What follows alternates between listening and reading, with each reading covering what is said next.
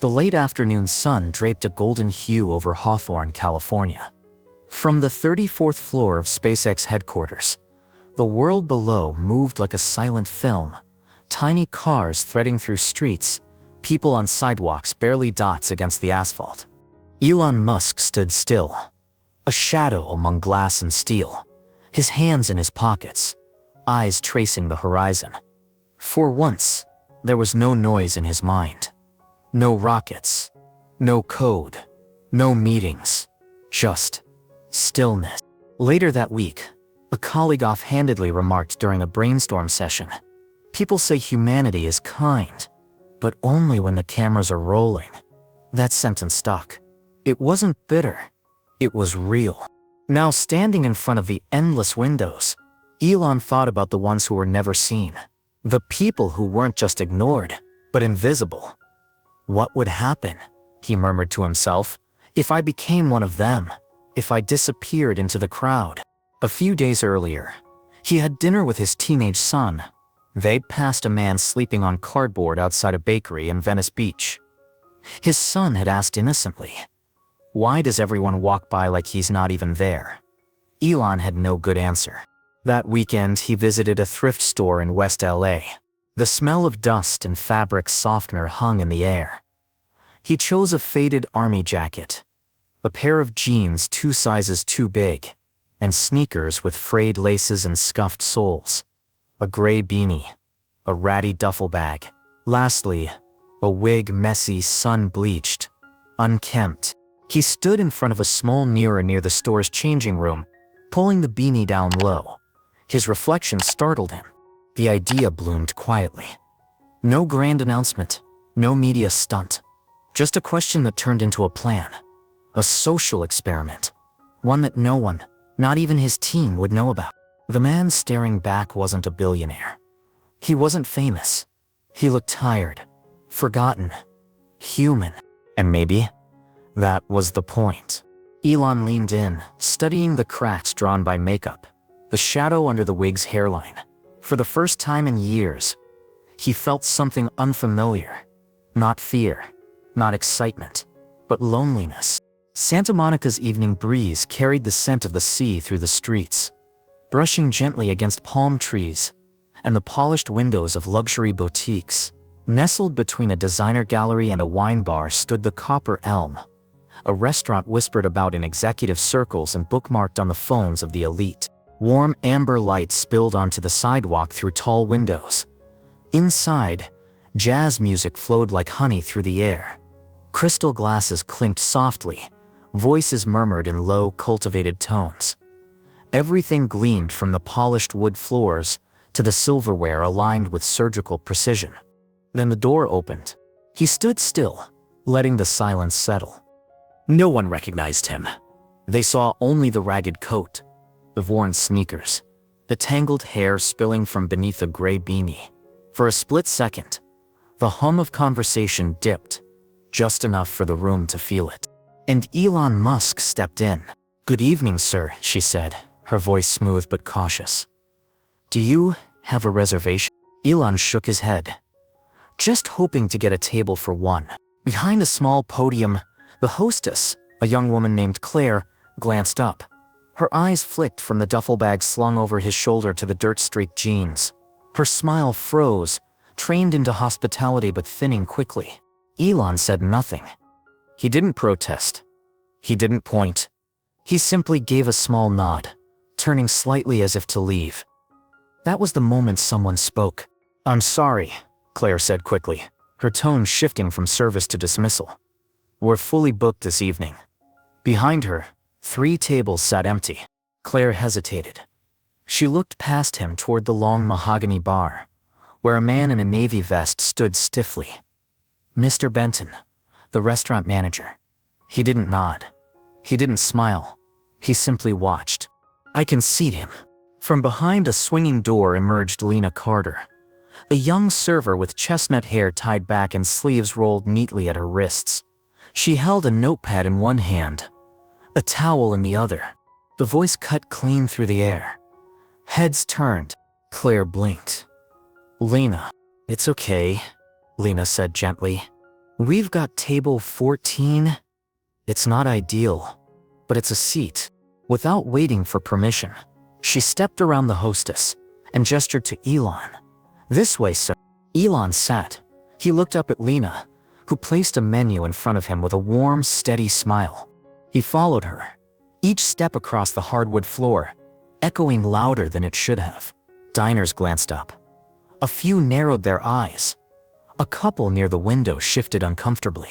Lena led him past gleaming wine racks and bouquets of white lilies, to a table tucked just beside the kitchen doors, close enough to feel the heat of the stoves, but far enough to be forgotten.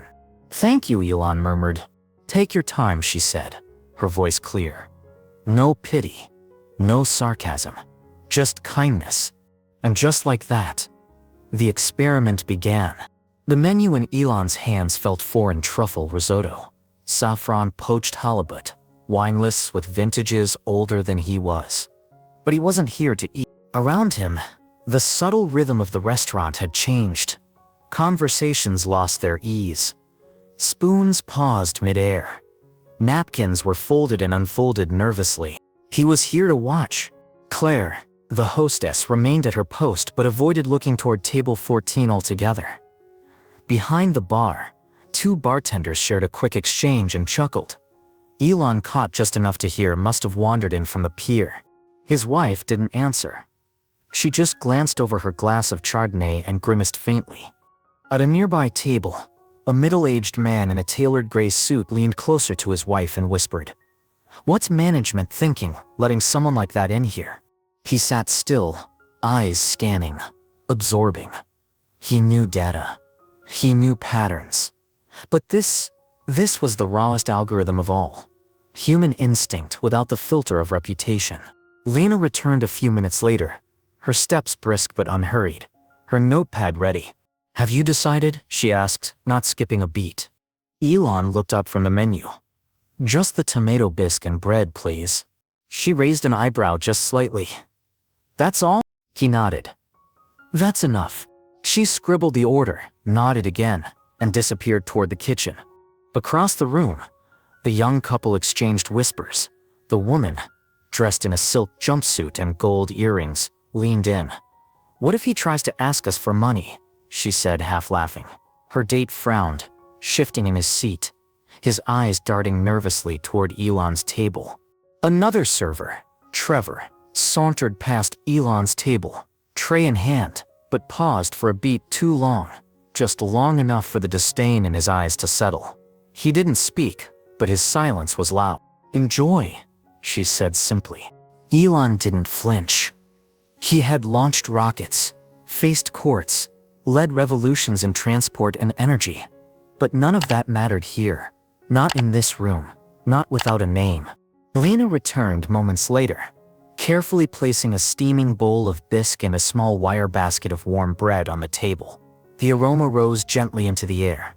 Basil, tomato, a touch of pepper. "Thank you," Elon replied, meaning it. She smiled, then moved on, weaving through the maze of white linens and pointed glances. He picked up his spoon slowly, savoring not the taste, but the weight of the room. The stares pressed against him from every angle, some covert, others brazen. And then came the voice. "Why are you wasting your time on that man?" she asked, her voice clipped but clear. "He doesn't belong here. People like that shouldn't be allowed in places like this." From table 6, near the fireplace, an older woman with a pearl necklace and perfectly waved silver hair. Mrs. Halbridge lifted a manicured hand and gestured to Lena as she passed. Mrs. Halbridge pursed her lips. "Even when they don't belong?" Lena stopped. Her shoulders stiffened. A breath caught in her throat. But she turned, smiled softly, almost sadly, and said, "With all due respect, ma'am, I believe everyone deserves to be treated with dignity." Elon watched the exchange closely. Lena's hands trembled slightly as she cleared a table nearby, but her face remained calm, composed. "Especially then." The older woman huffed and turned back to her wine. He returned to his meal, chewing slowly as thoughts spun inside him. Not just about what he was seeing, but about what it revealed. Kindness wasn't about the grand gestures. It was about moments like this. Quiet, brave, inconvenient. A few minutes later, Trevor reappeared, eyes narrowed, posture stiff. "Are you planning to order anything else?" he asked, tone clipped. Elon looked up. "No, thank you." Trevor's mouth tightened into something resembling a smile before he turned, muttering just loud enough. "Waste of space." From across the room, Lena heard it. She paused, her back to Elon, eyes closed for a moment before continuing her work. The whispers grew louder. The tension thickened like the bisque in Elon's bowl. He could feel it all. Judgment, discomfort, the unspoken calculation in every glance. Does he belong? Should we say something? What if he stays? Then, Lena returned again, this time only with a cloth and a water pitcher. She poured gently into his glass. "Is everything okay?" she asked, her voice barely above the music. "Yes," he said quietly. "Thank you for your kindness." Elon looked up. There it was again, in her eyes. That stillness. That refusal to look away. Elon sat back, spoon resting in the bowl. Around him, the music played on. The lights glowed warm. The silverware gleamed. But the truth had already been laid bare. She gave a small nod. "That's what we're here for." And just like that, she was gone again, back into the hum of a place that didn't deserve her. The last spoonful of bisque rested untouched in the bowl. The whispers had reached a crescendo, though none dared speak loud enough to own their words.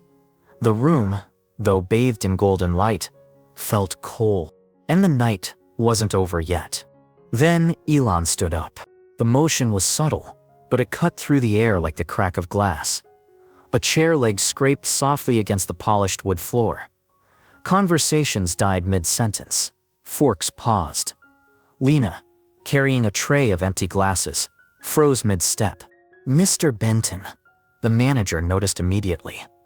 His face tightened as he moved toward Elon, his polished shoes clicking briskly against the floor. His voice was low but firm, practiced in corporate courtesy. He stepped forward, slow, deliberate. "Sir, if you're done with your meal, I'll have to ask you to leave the premises." "I will," he said, his voice calm. "But first, I'd like to say something." Elon raised a hand, gently but unmistakably. The gesture held weight, like someone used to being heard. The entire restaurant stilled. Elon reached up. With a single motion, he pulled the beanie off, then slid the tangled wig from his head. His real hair, slightly tousled, fell into place. The lighting caught his face in full now, lines familiar from headlines, interviews, history-making moments. A woman near the bar gasped. Gasps rippled through the room like shockwaves. Mr. Benton took a single step back, his mouth parting but forming no words. Claire, the hostess, stared in pale silence. Trevor dropped the pen in his apron pocket. "Oh my God," someone whispered, not even trying to contain it. "That's Elon Musk." Elon let the silence stretch, let the weight of their assumptions settle into every corner of the room. He looked slowly from face to face, no anger in his gaze, just a quiet sadness. "Yes," he said, his voice steady. "It's me. Tonight I wasn't Elon Musk. I wasn't the CEO, the innovator, the billionaire. I was someone you wouldn't give a second glance to." He paused, and I saw everything I needed to see.